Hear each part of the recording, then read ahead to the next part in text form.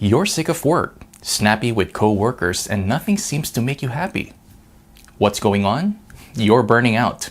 Burnout, the state of exhaustion caused by prolonged stress, can increase your risk of cardiovascular disease and often leads to insomnia, mental health problems, and substance abuse. The global burden of burnout cost is $300 billion annually. That's enough money to give each U.S. citizen $1,000. 62% of workers in the U.S. experience job stress and extreme fatigue.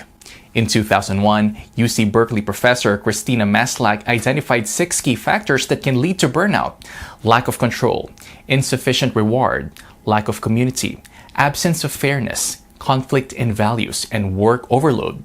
So, how burnout starts? First, the honeymoon stage. Work-related stress seems insignificant and rest appears to be a waste of time.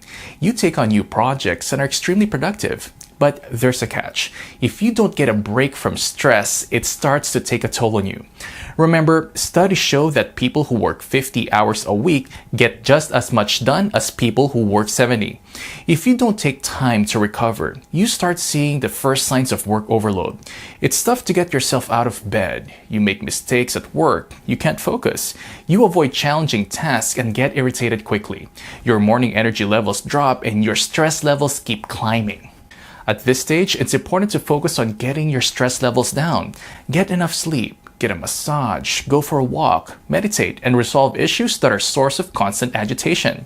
If you ignore the first symptoms, you'll end up with a crisis on your hands. Everything irritates you. You have joint pain and frequent colds, insomnia, depression, and anxiety. There's also an overwhelming sense of guilt because you can't force yourself to work. You see your morning energy levels drop to 30 to 40%. What can you do if you're already burned out? First, recognize that there's a problem and take time off work immediately. Try a change of scenario. Go to a different country, city, or a hotel. Turn off your phone and internet access. Focus on physical sensations. Go for a massage, walk barefoot, or try flotation therapy. Expose your brain to new experiences. Horseback riding or go-karting, for example. How much time you want to spend resting depends on how burned out you are. Track your stress and energy levels. Once you see them go back to normal, you can think about returning to work.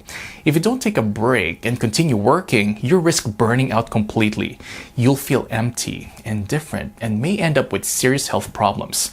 Once this happens, the only thing that can help you is therapy and changing jobs. Remember, energy is a finite resource, which means that stress must always be followed by a period of recovery.